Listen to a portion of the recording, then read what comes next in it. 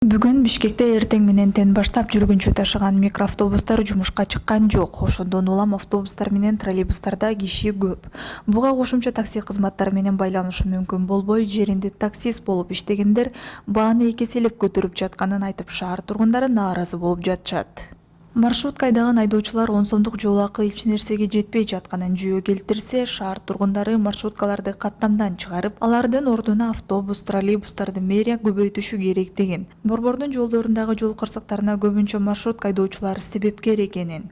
15 сомго жол акы көтөрүлсө элдин абалы оорлошорун жана тамак-аш азыктары, тейлөө акылары көтөрүлгөнү менен айлыктар көтөрүлбөй жатканын, андыктан жол акысын ойлонбой көтөрүп салуу карапайым шаар тургундарына оорчулук жаратарын белгилешүүдө. Ал арада Бишкек мэриясы борбор калаада жүргүнчү ташыган микроавтобус айдоочуларын ишке чыкпай коюшу боюнча үн катты. Бир нече күн мурда мэрияга жүргүнчүлөрдү ташыган фирмалардын жетекчилери кайрылып, чакан автобустар ишке чыкпай коюшу мүмкүн экенин кабарлашкан. Анткени муниципалитет келишимди аткарбаган фирмалар менен кызматташууну токтотуп кое алат. Бул фирма жетекчилерине эч бир пайда алып келбейт. Кечинде айдоочулар толугу менен иштей турганы кабарланган. Эртең мененки саат 5тен бери мэриянын транспорт жаатына жооп берген бөлүмдөрү фирма жана айдоочулар менен сүйлөшүп жатат деп айтылат мэриянын билдирүүсүндө. Ал эми жогорку кеңештин депутаты Марлен Маматалиев бүгүн каттамга чыкпай койгон маршруткалардын лицензиясын башкага берип, маселени чечиш керек деп билдирди. Эл өкүлү жыл сайын ушундай кырдаал жараларын айтып, мындан улам парламент тарабынан тийиштүү органдарга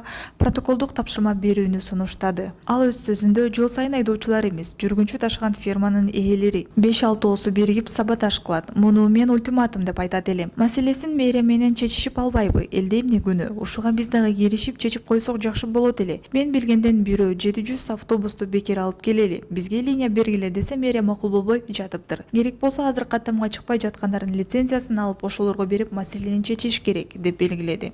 Мындан сырткары 1-июнь күнү муниципалитет жол кирени көбөйтүү шаардык кеңештин депутаттары чогулгандан кийин гана карала турганын билдирген болчу. Депутаттар 11-июлда кайра шайламай болгондуктан азырынча борбор калаада эл өкүлдөрү жок. Эске салсак, ушул жылдын 18-январында да 400 маршрутканын айдоочусу тариф саясатын кайра карап чыгуу талабы менен иш ташташкан. Андан кийин 3 вариант иштелип чыгып, мэрия апрелдин соңунда шаардыктардын кароосуна сунуштаган.